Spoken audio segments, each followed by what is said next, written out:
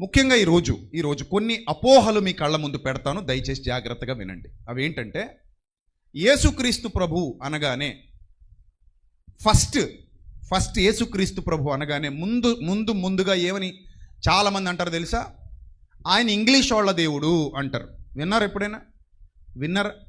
ఇంకా దారుణం, అమెరికా వాళ్ళ దేవుడు అంటారు. విన్నారు ఎప్పుడైనా? ఎంతమంది విన్నారు? చేయి చూపించండి. అరే, మొత్తం అందరూ విన్నారు. అంటే ఇంతమంది అంటున్నప్పుడు మరి మీరు ఏం చేస్తున్నారు? తాలూపేసి వచ్చేస్తున్నారా? అవునవును, మీరు అన్నట్టు అమెరికా వాళ్ళ దేవుడే, మీరు అన్నట్టు ఇంగ్లీష్ వాళ్ళ దేవుడే అని తాలూపేసి వచ్చేస్తున్నారా? ఏమైనా చెప్తున్నారా? ఏం చెప్తున్నారు? ఎస్, ఏం చెప్పాలంటే నిజం చెప్పాలి. యేసుక్రీస్తు అమెరికాలో పుట్టల. యేసుక్రీస్తు అమెరికాలో పుట్టల. ఆయన అమెరికా వాళ్ళకే దేవుడు కాదు, ఆయన జపాన్ వాళ్ళకే ప్రభువు కాదు. అసలు యేసుక్రీస్తు గురించి మాట్లాడితే, యేసుక్రీస్తు వెలుగునిచ్చే సూర్యుడు అని బైబిల్ చెబుతోంది. నీతి సూర్యుడు, ప్రపంచం కొరకు ఉదయించిన నీతి సూర్యుడు. ఆ నీతి సూర్యుడైన యేసుక్రీస్తు ప్రపంచ మధ్య భాగంలో ఇజ్రాయెల్ అనే ప్రాంతంలో ఆవిర్భవించటం జరిగింది. అంటే ఈ భూమి మీద అడుగు పెట్టడం జరిగింది. ఈ భూమి మీద అడుగు పెట్టడానికి ఆయన ఎంచుకున్న ప్రాంతం అది. ఇప్పుడు మీకు పాయింట్ చెప్తాను. ప్రపంచంలో మహానుభావులు చాలామంది ఉన్నారు. ప్రపంచం అంతా తెలిసిన మహానుభావులు చాలామంది ఉన్నారు. వాళ్ళు ఏదో ఒక ప్రాంతానికి ల్యాండ్ అవ్వాలి. మన జాతి పిత ఎవరు? మహాత్మా గాంధీ. రైటా? రైట్. మీ ఊళ్ళో పుట్టాడేటి? మరి మీ రాష్ట్రంలో పుట్టాడా? మరి మీ జిల్లాలో పుట్టాడా? మరి మీ జిల్లాలో పుట్టని, మీ మండలంలో పుట్టని, మీ రాష్ట్రంలో పుట్టని, మీ భాషలో పుట్టని వ్యక్తిని జాతి పితగా ఎలా గౌరవిస్తున్నామని ఎవరైనా అంటే ఏమని సమాధానం చెబుతాం? వెంటనే ఏమంటాం? మా దేశంలో పుట్టాడు అంటాం. ఏమంటాం? మా దేశం. గట్టిగా మాట్లాడితే ఏమంటాం? మా దేశం. గుజరాత్లోని పోరుబందరులో జన్మించాడు. ఎవరు? మహాత్మా గాంధీ. మోహన్ దాస్ కరమ్చంద్ గాంధీ. మహాత్మా గాంధీ అక్కడ పుట్టి ఇంగ్లాండ్కి వెళ్ళి అనేకమైనటువంటి అవమానాలు పొంది అక్కడే బారిస్టర్ లా చేసి మరలా ఇండియాకు తిరిగి వచ్చి అక్కడ పొందిన అవమానాలన్నీ దృష్టిలో పెట్టుకొని తనని ట్రైన్లోంచి గింటేశారన్న ఒక్క కారణంతో, తనని ట్రైన్లో ఆ స్పెషల్ బోగీలో నుంచి తప్పించేశారన్న ఒక్క కారణంతో ఈ వివక్షను కళ్ళారా చూసి మళ్ళీ ఇండియాకు వచ్చి ఇండియాలో కూడా ఈ వివక్షలాగే కొనసాగుతుందని గట్టిగా కంకణం కట్టుకొని ఎట్టి పరిస్థితుల్లోనూ మన భారతదేశానికి స్వతంత్రం తేవాలన్న కాంక్షతో గట్టిగా పనిచేసి అహింసా మార్గాన్ని ఎంచుకొని స్వతంత్ర పోరాటం సాధించి శాంతియుతంగా మొత్తం మీద భారతదేశానికి 1947లో స్వతంత్రాన్ని తీసుకొచ్చారు. ఆయనతో పాటు చాలామంది కలిసి కష్టపడటం వల్ల, వారు చేసిన కృషి వల్ల భారతదేశం మొత్తానికి ఏమొచ్చింది? స్వతంత్రం వచ్చింది. అందుకని భారతదేశం మొత్తం ఆయన ఏమని గౌరవిస్తోంది? మా జాతికి తండ్రి. పిత అంటే అర్థం ఏంటి? తండ్రి. అందుకే ప్రతి నోటు మీద ఆయన బొమ్మ ఉంది. ఉందా లేదా? 10 రూపాయలు మొదలుకొని నిన్న మొన్న రద్దు చేసినటువంటి 2000 వరకు, ఇప్పుడు లేదులేండి, 2000 వరకు ఎవరు బొమ్మ వేసాం? గాంధీ తాత బొమ్మ వేసాం, గౌరవించాం.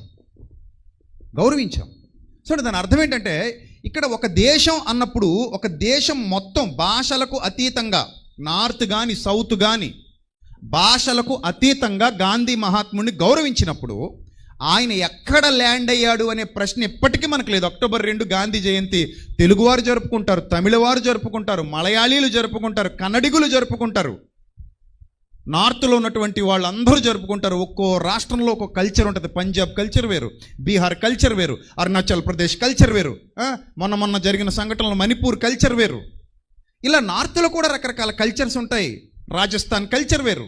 అయినా కూడా అన్ని కల్చర్స్ కలిసి అక్టోబర్ 2 గాంధీ జయంతి, గాంధీ గారు మా అందరికీ ఏమంటున్నాం? పితా అని గౌరవిస్తున్నాం. రైట్.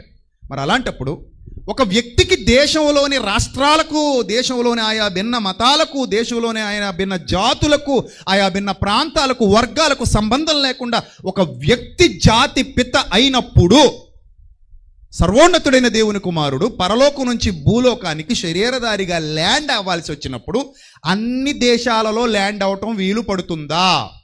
వీలు పడదు. ఒకవేళ ఈ క్రైటీరియా ప్రకారంగా మాట్లాడదలిస్తే వేరే దేశంలో పుట్టిన ఆయన మన దేశానికి దేవుడుగాడు అని ఒకవేళ ఎవరైనా మూర్ఖంగా మాట్లాడితే నేను అంటాను, మన దేశంలో పుట్టిన వారు మరి ఇతర దేశాలకు కూడా దేవుళ్ళు కారని వాళ్ళు అంటారుగా. ఈ ఊరికి ఆ ఊరు ఎంత దూరమో ఆ ఊరికి ఈ ఊరు కూడా అంతే దూరంగా. మరి అప్పుడు దాన్ని యాక్సెప్ట్ చేయగలిగే గుండె ధైర్యం మనకుందా? లేదు. ఆ మధ్య కాకినాడలో ఒక ఆయన అన్నారు, ఒక స్వామీజీ, ఇక్కడ సిమ్ములు ఇక్కడే పనిచేస్తాయట, అక్కడ సిమ్ములు అక్కడే పనిచేస్తాయట, అక్కడ సిమ్ములు ఇక్కడ పనిచేయవట, ఇక్కడ సిమ్ములు అక్కడ పనిచేయవట. ఆయనకి తెలియని విషయం ఏంటంటే యూనివర్సల్ సిమ్ములు కూడా ఉన్నాయి. ఇంటర్నేషనల్ రోమింగ్ అని ఒకటి ఉంటుంది. ఆ ఇంటర్నేషనల్ రోమింగ్ యాక్టివేట్ చేసుకుంటే నీ సిమ్ము ఏ దేశానికి వెళ్ళినా పనిచేస్తుంది బిడ్డ. ఆయన ఇంటర్నేషనల్ బిడ్డ, నాట్ నేషనల్. ఆయన ఎవరు? ఇంటర్నేషనల్. సో కాబట్టి ఆయన ల్యాండ్ అవ్వాల్సిన చోట ల్యాండ్ అయ్యాడు ప్రవచనానుసారంగా. అదే ప్రవచనాల్లో బెత్లెహేమని లేకుండా బలభద్రపురం ఉందనుకోండి, ఇక్కడే పుట్టేవాడు యేసు ప్రభు. అదే లేఖనాల్లో బెత్లెహేమని లేకుండా హైదరాబాద్ అని ఉందనుకోండి, యేసు ప్రభు ఎక్కడికి వచ్చేవాడు? హైదరాబాద్కి వచ్చేవాడు, హైదరాబాద్లో ల్యాండ్ అయ్యేవాడు. సో కాబట్టి ఆయన ఎక్కడ ల్యాండ్ అయ్యాడు అనేది ముఖ్యం కాదు, ఏం చేశాడు అనేది ముఖ్యం. ఎక్కడ ల్యాండ్ అయ్యాడు అనేది ముఖ్యం కాదు, ఏం చేశాడు, ఎందుకు వచ్చాడు అనేది ముఖ్యం. సో కాబట్టి ఆయన అమెరికా వాళ్ళ దేవుడు అంటే అది చాలా ఏంటది? అబద్ధం. అది అబద్ధం. అలాంటి మాటలు మనం వినొద్దు, అలాంటి మాటలు మనం పట్టించుకోవద్దు. అలాంటి మాటలు చెప్పే వాళ్ళను దయచేసి ప్రోత్సహించొద్దు. అది వారి అజ్ఞానం కనుక ఆ అజ్ఞానాన్ని మీ విజ్ఞానంతో పారద్రోలండి. సాత్వికముతో మిమ్మల్ని హేతువడుగు ప్రతి ఒక్కరికి సమాధానం చెప్పటానికి ఎల్లప్పుడూ ఎలా ఉండమన్నాడు? సిద్ధంగా ఉండమన్నాడు. పేతురు చెప్తాడు చాలా ధైర్యంగా, సాత్వికంతో మిమ్మల్ని హేతు అడిగే ప్రతి ఒక్కడికి సమాధానం చెప్పడానికి ఎల్లప్పుడూ ఎవరిడి బ్యాటరీలా ఉండాలి, సిద్ధంగా ఉండాలి ఓ క్రైస్తవుడా అని దైవ గ్రంథం సాక్షాత్తు సెలవిస్తోంది. అలాగే గాంధీ గారు తన ఆటోబయోగ్రఫీలో రాసినటువంటి విషయం కూడా మీకు గుర్తు చేస్తున్నాను. కొండ మీద ప్రసంగం, మత్తయి సువార్తలో 5వ అధ్యాయంలో ఏదైతే ప్రసంగం రాయబడిందో కొండ మీద ప్రసంగం. ఈ కొండ మీద ప్రసంగం మనసు పెట్టి వింటే మారణ హోమాలు జరగవు, ఏ దేశంలో యుద్ధాలు జరగవు, ఎక్కడ అశాంతి నెలకొనదు. అంత చక్కటి విషయాలు లార్డ్ జీసస్ క్రైస్ట్ ప్రబోధించారని సాక్షాత్తు మన జాతి పిత కితాబిచ్చారంటే దాన్ని బట్టి మీరు అర్థం చేసుకోండి. నీ కుడి చెంప మీద కొట్టువాని వైపు ఎడమ చెంప కూడా తిప్పు అన్న మాట గాంధీ గారు ఓన్గా చెప్పింది కాదు.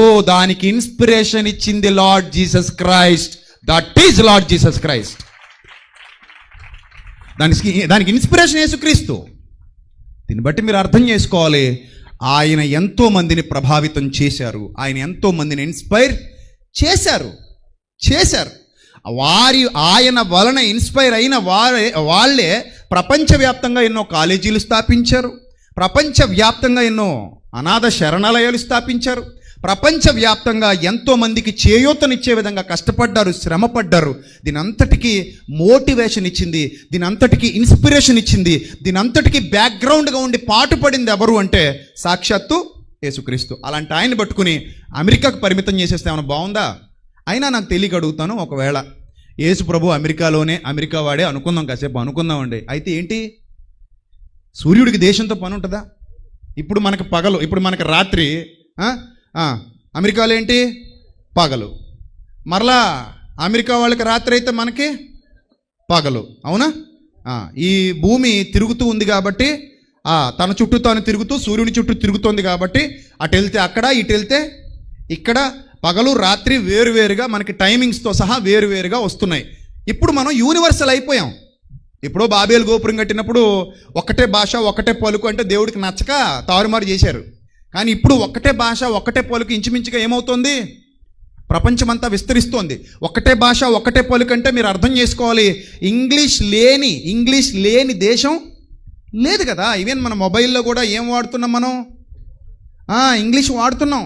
ఎక్కడో అరాకొరా ఉంటారు తెలుగు వాడేవారు, ఎక్కువ శాతం ఇంగ్లీష్ మీద డిపెండ్ అయిపోతుంది వరల్డ్. అంటే ఇంగ్లీషు భాషని వాడుతున్నావా వాడట్లేదా? మన పిల్లలకి చదివిస్తున్నావా ఇంగ్లీష్ మీడియంలో? అంటే అడాప్ట్ చేసుకున్నావా లేదా చెప్పండి? అడాప్ట్ చేసుకున్నావు. వద్దంటావా చెప్పండి? ఎందుకు వద్దంటావండి? మంచి ఎక్కడున్నా మంచే. ఈ ఫోన్ ఏమైనా మన ఇండియాలో కనిపెట్టారా? ఇతర దేశాల్లో కనిపెట్టిందే. మనం ఏం చేస్తున్నాం? వాడుకుంటున్నాం. ఒక మాట నేను చెప్పనా, ఫోన్ లేకపోతే ఇక్కడ చాలామంది పక్షవాతం వచ్చి చచ్చిపోతారు. పొద్దున ఒక ఆయన అటు ఇటు తెగ తిరిగేస్తున్నాడు. ఎవరన్నా ఆయన బీపీ ఏమైనా ఎక్కువైందా? లేదన్నా ఛార్జర్ ఎక్కడ ఉంటుందా అన్న అంటున్నాడు. ఛార్జింగ్ అయిపోయిందంట. ఏమైపోయిందంట? ఛార్జింగ్ అయిపోయిందంట. తెగ తిరిగేస్తున్నాడు. అటు బీపీ కానీ షుగర్ కానీ ఎక్కువైందంటే ఏమైనా టాబ్లెట్లు కావాలో కదా, అక్కడ స్టాల్లో ఇస్తారు, తెచ్చుకో ఫ్రీగా మెడిసిన్ ఇస్తున్నావు అక్కడ అంటే, లేదన్నా ఛార్జర్ ఎక్కడ దొరుకుద్దన్నా అర్జెంట్ అన్న అన్నాడు. వారు ఆయన అంటే ఇప్పుడు మొబైల్ లేకపోతే చాలామందికి ఏమొచ్చేస్తుంది? పెరాలసిస్ వచ్చేసేలాగుంది. నిజంగా చాలామంది. అంటే ఈ మొబైల్ మంది కాదు, మరి ప్రపంచం అంతా విస్తరించేసింది. ఏదో దేశంలో కనిపెడుతున్నారు, ప్రపంచం అంతా విస్తరింపజేస్తున్నారు. మంచి ఎక్కడుంటే ఏంటండి?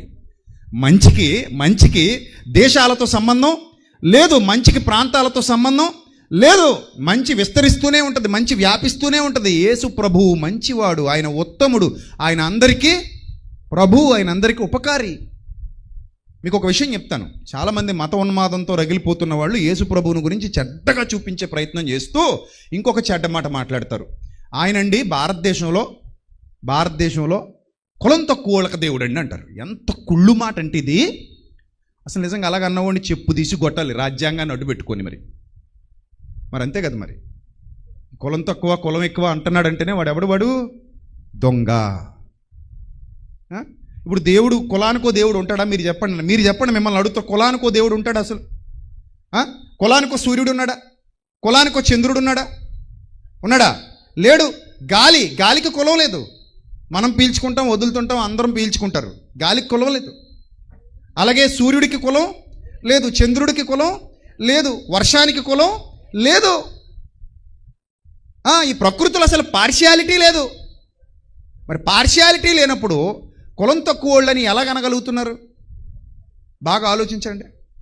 అసలు అలా అనకూడదు, చాలా తప్పది. ఆ మాటే తప్పు కదా, ఆ మాటే తప్పు.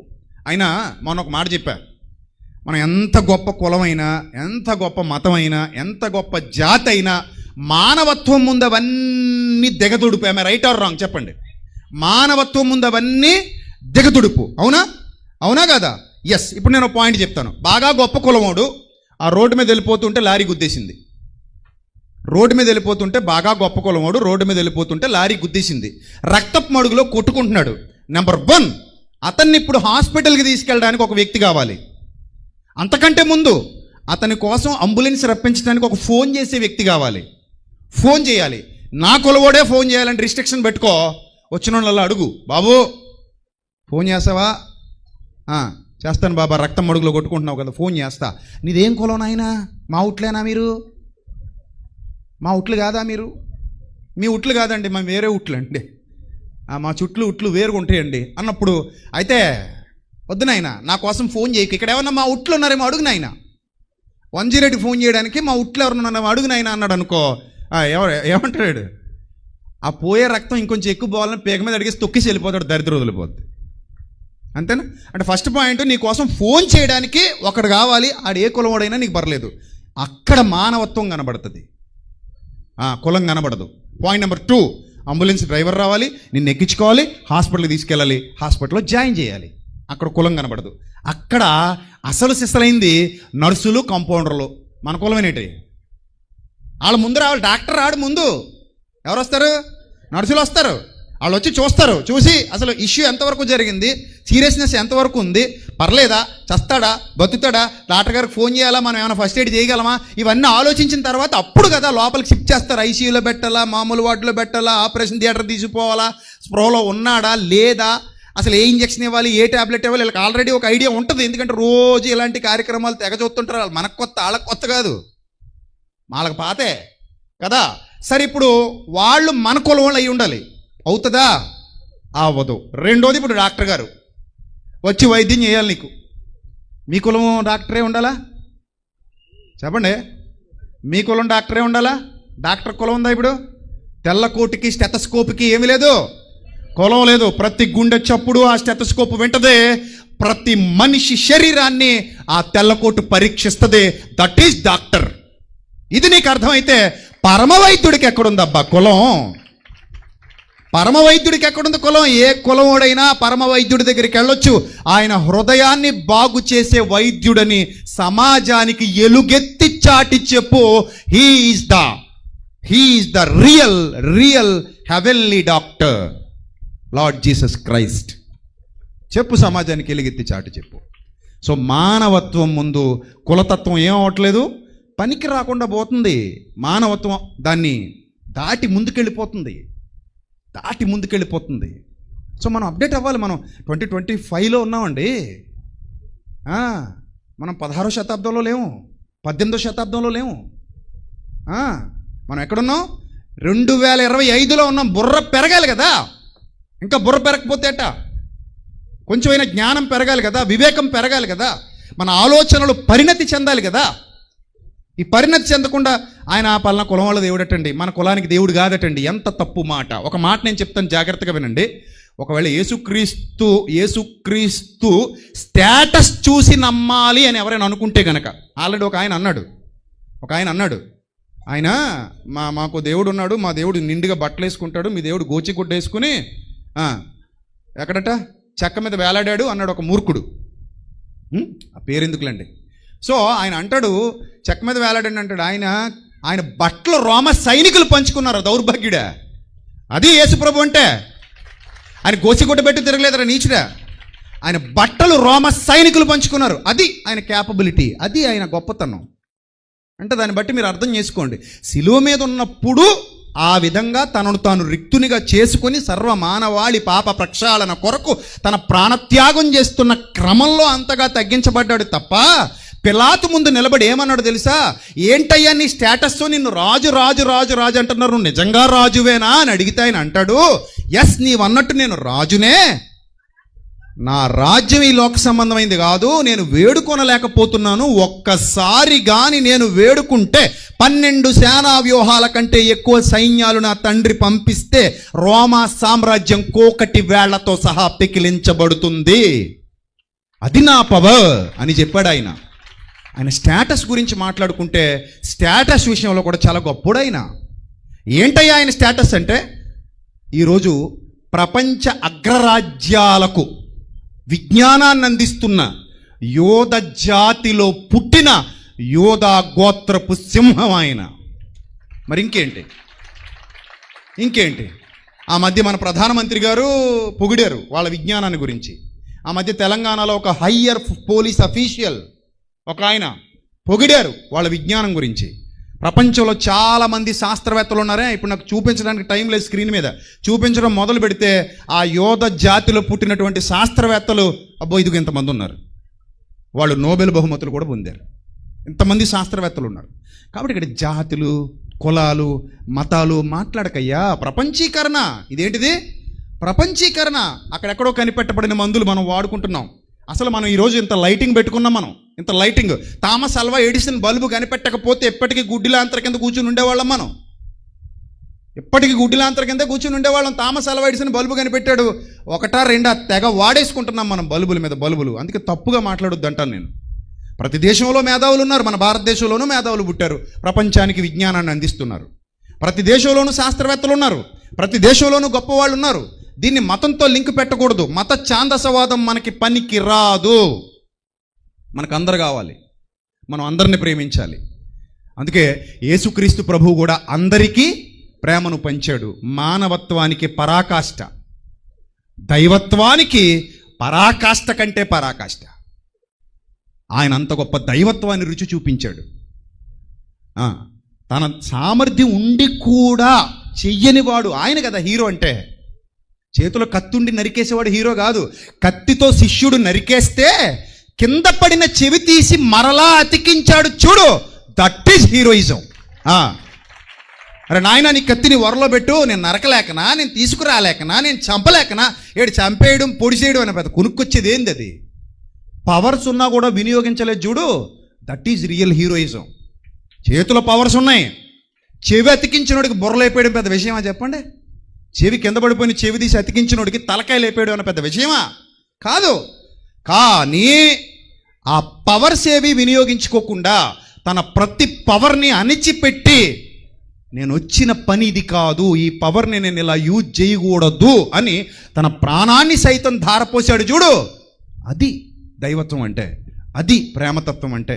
ఇది అర్థమైతే నువ్వు గోచిగుడ్డ పెట్టుకున్నావు, 3 ముక్కల మీద వేలాడావు అంటారా? అనరు కదా.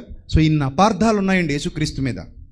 మరలా చెప్తున్నాను, ఆయన కులం తక్కువ వాళ్ళ దేవుడు, జాతి తక్కువ వాళ్ళ దేవుడో, లేకపోతే కులం ఎక్కువ వాళ్ళ దేవుడో, కుల పైత్యం పట్టినోళ్ళ దేవుడో, జాతి పైత్యం పట్టినోళ్ళ దేవుడో కాదు.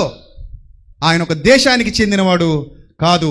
సూర్యుడికి అన్ని దేశాలు ఎలాగో యేసుప్రభువు కూడా అన్ని దేశాలు కావాలి. అందుకే సర్వలోకానికి వెళ్ళండి, సర్వ సృష్టికి సువార్తను ప్రకటించండి అని చెప్పాడు ఆయన. అందుకే అన్ని దేశాలలో ఒక విచిత్రమైన మాట చెప్పి నేను ముగిస్తాను.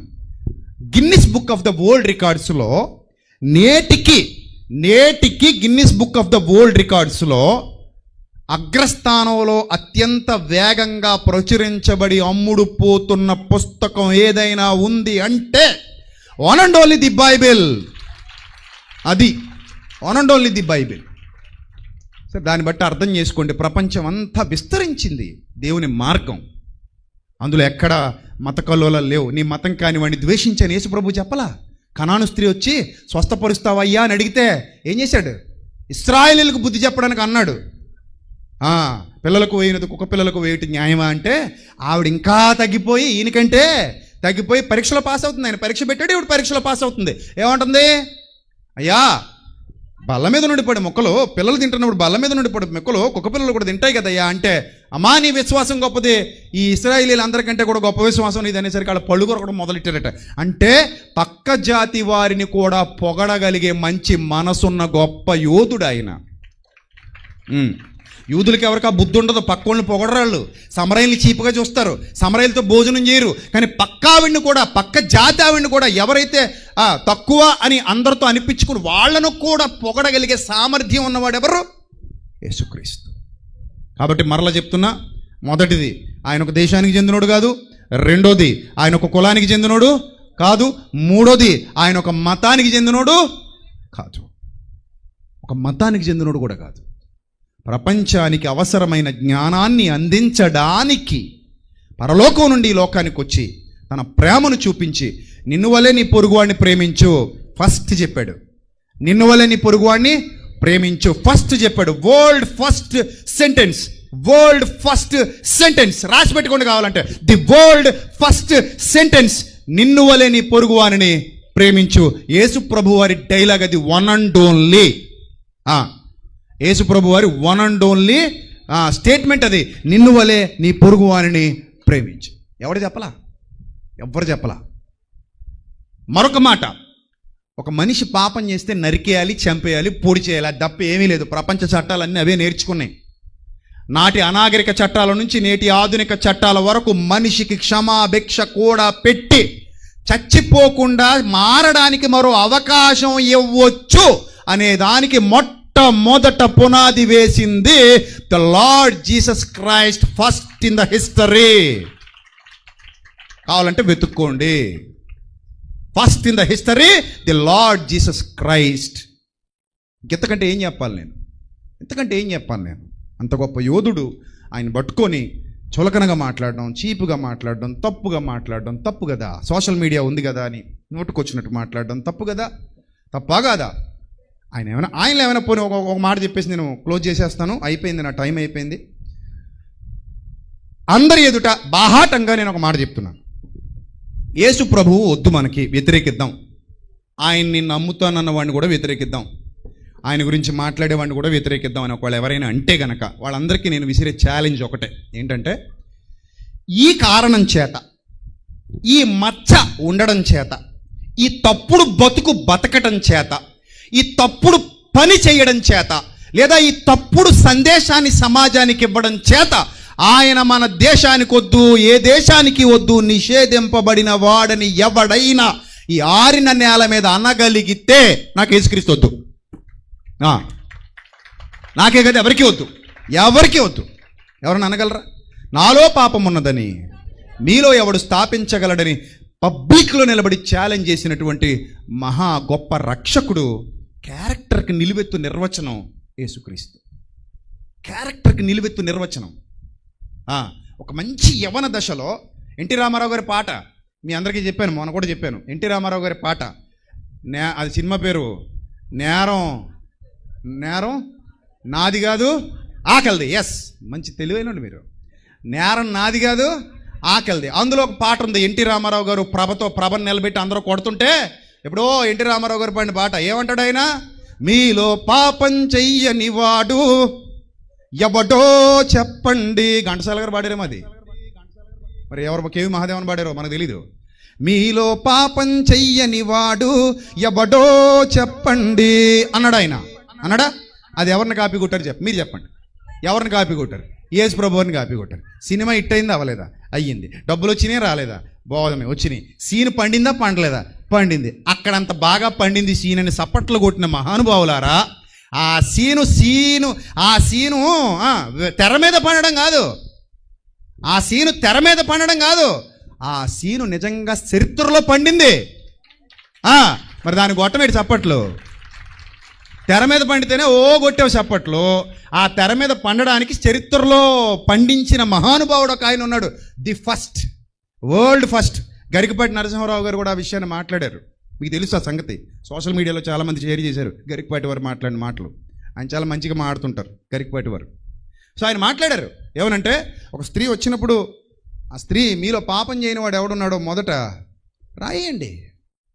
అసలు ఎవరికైనా వస్తాయి థాట్స్, అసలు ఎవరికైనా వస్తాయి థాట్స్. పలానా ఆమె వ్యభిచారంలో దొరికేసింది, ప్రతోడు నీతిమంతుడు అయిపోతాడు. ఇప్పుడు వీడు ఎదవైనా కూడా మంచిగా మాట్లాడుతుంటాడు, బయటకు వచ్చి పెద్ద మనిషిలాగా బిల్డప్లు ఇస్తుంటాడు. ఏమంటాడు? అర్రే అంత పని చేసావా దుర్మార్గురాలా అంటాడు. ఇది కూడా దొరికితే దొంగే. ఏమంటాడు? దుర్మార్గురాలా అంత పని చేసావా, కొట్టి చంపేయండి దీన్ని అంటాడు. అలా కొట్టి చంపేయడానికి రెడీ అయిపోయారట, రాళ్ళు తీసుకుని వచ్చారట. ఆ సిచ్యువేషన్లో ట్విస్ట్ ఇవ్వడం ఎవడి వల్ల కాదు, ఆయన ఒక్కడి వల్లే సాధ్యం. నేల మీద కూర్చుని ఏమీ రాయిచుండను ఆయనకి తప్ప ఎవరికి తెలియదు. రాసిన ఆయనకు కూడా తెలియదు, అందుకే ఏమో రాయిచుండని రాశాడు. రాసిన యోహాన్ గారికి తెలిసి ఉంటే ఏం చెప్తుడు మనకి? ఇలా రాస్తున్నాడని చెప్తుడు. ఆయన కూడా తెలియక ఏమని చెప్పి రాశాడు అందులో? ఏమో రాయిచుండను. యోహాను కూడా తెలియదు అంట పాపం. ఏమో రాయిచుండను తెలియకుండానే రాసి ఉంటాడు, ఎందుకని కొత్త భాషలో రాసి ఉంటాడు, ఎందుకనే మంచిదని. వాళ్ళని కూడా కన్ఫ్యూజ్ చేయాలి కదా. అరే నా గురించి కానీ రాస్తున్నాడు అంటావా? ఏదో నా గురించే రాసి ఉంటాడు, మొన్న ఏదో చిలిప్పని చేసాం కదా కానీ రాసేస్తున్నాడేమో అని అనుకుని ఉంటాడు. మొత్తం మీద ఏమో రాయిచుండెను. రాసిన తర్వాత కనులెత్తి చూసి, అరే నాయన ఏంది కథ పంచాయతీ? ప్రభువా ఈమె వ్యభిచారము చేస్తుండగా పట్టుబడింది. దగ్గరుండి కెమెరాలు పెట్టారన్నమాట, సీసీ కెమెరాలు. అవును ప్రభువా, మా దగ్గర అప్పుడే ఈ టెక్నాలజీ ఉంది ప్రభువా. మరి ఏం చేయమంటారు? ధర్మశాస్త్రం ఏం చెప్తోందంటే రాళ్లతో కొట్టి చంపేయమంటుంది కదా ప్రభువా. అవును, మరి ఏం చేద్దాం? తెచ్చాం ప్రభువా. ఏం తెచ్చారు? రాళ్ళు ప్రభువా. ఓహో, రెడీగా వచ్చారన్నమాట, అన్ని తెచ్చుకున్నారన్నమాట. తెచ్చుకున్నాం, మరి ఏం చేద్దాం? ఇప్పుడు కొట్టేద్దాం. అప్పుడు అన్నాడు, సరే కొట్టేద్దాం. షాక్ అవుతున్నారు వాళ్ళు, ఇదేంటిది వద్దంటాడు కదా అండు. సరే కొట్టేద్దాం. కొట్టే ముందు ఏం చేద్దాం అంటే చిన్న టెస్ట్ పెడతాను. మీలో పాపం చెయ్యనోడు ఫస్ట్ ట్రై వేసేయండి, తర్వాత మిగిలిన అందరూ వేసేయండి. ఇప్పుడు ఫస్ట్ ట్రై వేయడానికి ఒక క్వాలిఫికేషన్ కావాలి. ఆ క్వాలిఫికేషన్ ఉన్నోడు ఆ గుంపులోంచి ఒకడు రావాలి, అంతే. ఒకడు వస్తే చాలు. ఆయన అందరినీ అనలేదు అలాగా. ఆయన అందరినీ అన్నాడు అనుకుంటున్నారా? మీరందరూ పాపం చేయని వాళ్ళు అయితే రాళ్ళు వేయండి అనలేదు ఆయన. మీలో పాపం చేయని వాడు ఒకడు ఎవడో ఉన్నాడు కదా, వాడు ఫస్ట్ ట్రై వేసేస్తే ఆవిడ కొట్టేస్తే మిగిలిన అందరూ కొట్టిపోవచ్చు కదా హ్యాపీగా. అంటే అందరూ ఒకళ్ళ ముఖాలు ఒకళ్ళు చూసుకున్నారు. చేతులు ఏమో వణుకుతున్నాయి. ఎత్తుదాం అనుకుంటే ముందు ఆయన ఉన్నాడు, స్క్రీన్ వేసేస్తాడు అక్కడ. ఇలాంటిది మనకి ఇప్పుడుంది, ఆయనకి అప్పుడే ఉంది. టెక్నాలజీకి బాబు ఆయన. స్క్రీన్ వేసేస్తాడు. కావాలంటే 5 రొట్టెలు 2 చిన్న చేపలు 1000 మందికి పంచిపెట్టినోడికి, నాయని విధవరాలు కుమారుని పాటి దగ్గరికి వెళ్ళి శ్మశానంలో బతికించి తిరిగి పంపించినోడికి, లాజర్ 4 దినాలుగా శ్మశానంలో కుళ్ళిపోయిన శవాన్ని కమౌట్ అంటే బయటికి తెప్పించేసినోడికి ఒక స్క్రీన్ వేసి పాత కథ చూపించడం పెద్ద విషయమా? పెద్ద విషయం కాదుగా. వాళ్ళకి తెలిసి ఈయన పవర్ ఏంటో. అందుకని రాళ్ళు వణికి అన్ని రాళ్ళు అక్కడే వదిలేసి మాకెందుకని చెప్పి అలా గమ్మున ఉన్నారట. ఆయన మళ్ళీ ఏదో రాయిచుండెను. ఏమి రాస్తున్నావు ప్రభువా? పరదేశికి వెళ్ళక చెప్తాను ఆయన. ఇప్పుడు చెప్పను ఆయన, పరలోకానికి వెళ్ళాక అడుగున ఆయన, ఇప్పుడు చెప్పను. సరే ఆయన వదిలేశారు, అందరూ వదిలేశారు. ఇప్పుడు మొదలైంది ఒకటి తర్వాత ఒకటి జంపు జిల్లాని. ఇంకెవడు లేడు అక్కడ, చిన్నలు మొదలుకొని పెద్దల వరకు ఎవడు కాని రావట్లా, అందరూ పోయారు. అప్పుడు అన్నాడు, ఏమన్నాడు? అమ్మా ఒక యవనస్తురాలితో ఒక యవనస్తుడు మాట్లాడుతున్నాడు. Mind it. ఒక యవనస్తురాలితో ఒక యవనస్తుడు మాట్లాడుతున్నాడు. నేను ఎంత గర్వపడతానంటే, ఆ సందర్భం, ఆ సన్నివేశం జరిగే సమయానికి యేసు ప్రభు నాకంటే వయసులో చిన్న ఆయన, ఇప్పుడు వేదిక మీద నిలబడి మాట్లాడుతున్న నాకంటే కూడా ఆ సన్నివేశం జరిగే సమయానికి ఆయన చిన్నవాడు, యవ్వనస్తుడు. 33.5 ఏళ్ళు సుమారు యవన జీవితం కలిగిన ఒక యవ్వనస్తుడు ఒక యవనస్తురాల్ని ఎదురుగా పెట్టుకుని మాట్లాడుతున్నాడు. ఏమన్నాడు? అమ్మా ఎవరు నీ మీద రాయి వేయలేదా? అమ్మా ఎవరు వేయలేదు ప్రభువా. ఎవరు నీకు శిక్ష విధించలేదు ప్రభువా. అప్పుడు అంటాడు ఒక వండర్ఫుల్ వర్డ్, నేనును నీకు శిక్ష విధింపను. అక్కడ ఆగండి ఒక్క క్షణం. నేనును విధింపనని ఎందుకన్నాడంటే, ఒకవేళ రాయి వేసి కొట్టగలిగే సామర్థ్యం ఎవరికైనా ఉంటే అక్కడ యేసు ప్రభువుకు తప్ప ఎవ్వడికి లేదు. అది దాని అర్థం. కొడితే ఆయన ఒక్కడే కొట్టాలి. కొట్టేవాడే కొట్టనని క్షమాభిక్ష పెట్టి పంపిస్తే, దెబ్బల మీద దెబ్బలు తినాల్సినోడు, దెబ్బల మీద దెబ్బలు తిని చావాల్సినోడు, చావు దెబ్బలు తినాల్సినోడు ఆయన గురించి మాట్లాడుతుంటాడు. నన్ను అడిగితే ధవళవర్ణుడి గురించి రత్నవర్ణుడి గురించి గోచి మొలతాడు లేనోడు మాట్లాడుతున్నాడు. ఇప్పుడు ఎంత చులకనగా ఉంటుంది అది. అంతేనా మరి? అంతే కదా మరి. కాబట్టి యేసు ప్రభువు నాలో పాపం ఉన్నదని మీలో ఎవరు స్థాపించగలరని ప్రపంచాన్ని సవాలు చేసి గెలిచినటువంటి మహాయోధుడు. ఆయన్ని ఎవ్వరూ తక్కువ చేసి దయచేసి మాట్లాడొద్దు. ఆయన అందరివాడు, కొందరివాడు కాడు. ఆయనకు భాష, కులం, మతం, జాతి, ప్రాంతం విభేదం ఏమీ లేదు. ఒకే ఒక్క మాట, ప్రేమకు ప్రాంతీయ విభేదాలు ఉంటాయా? ప్రేమకు జాతి విభేదాలు ఉంటాయా? ప్రేమకు మత విభేదాలు ఉంటాయా? ప్రేమకు కుల విభేదాలు ఉంటాయా? ఉండవు. Jesus is love. అంతే. దేవుని కుమారుడు యేసుక్రీస్తు ప్రేమయ్యి ఉన్నాడు. కాబట్టి ఆ ప్రేమను స్వీకరించిన వాడికి ఆయన ఏంటో అర్థమవుతుంది. ఆ ప్రేమను ఆస్వాదించిన వాడికి ఆయన గొప్పతనం ఏంటో అర్థమవుతుంది. ఆయన ఔన్నత్యం ఏంటో అర్థమవుతుంది. ఆయన మహత్యం ఏంటో అర్థమవుతుంది. ఆయన హృదయంలోకి వస్తే ఏం జరుగుతుందో అర్థమవుతుంది. ఆయన హృదయంలోకి వస్తే ఎలాంటి వెలుగులు మన హృదయంలో ప్రసరిస్తాయో అర్థమవుతుంది. అది అర్థమైన వాడు ఎవ్వడు క్రీస్తును దూరం చేసుకోడు. ఆయన గురించి తప్పుగా ఒక్క మాట కూడా మాట్లాడడు. కాబట్టి ఈ విషయాల మీద మీకు స్పష్టత వచ్చిందని అనిపిస్తోంది అనుకుంటున్నాను. గనుక ఎవరు హేతు అడిగినా సాత్వికంతో సమాధానం చెప్పడానికి ఎల్లప్పుడూ మీరందరూ సిద్ధంగా ఉండి తీరాలి. ఉంటానన్న వాళ్ళు దేవునికి స్తోత్రం, దేవునికి మహిమ కలుగునుగాక. ఎస్, ఉంటానన్న వాళ్ళు చేయి చూపించండి. అద్ది ఉండండి. నోరు మూసుకొని కూర్చోకండి. ఎప్పుడైతే మీరు నోరు మూసుకొని కూర్చుంటారో శవాలతో సమానం. జీవిస్తున్నావన్న పేరుందిగా. పేరున్నప్పుడు నిజం మాట్లాడడానికి, సత్యం మాట్లాడడానికి ఎప్పుడూ వెనకడుగు వేయాల్సిన అవసరత లేదు. అబద్ధం చెప్పడానికి ఆయాసపడు, నిజం చెప్పడానికి ధైర్యంగా ముందుకు అడిగేయి. అలాంటి ధన్యకరమైన స్థితిలో మీరందరూ ఉండాలని కోరుకుంటూ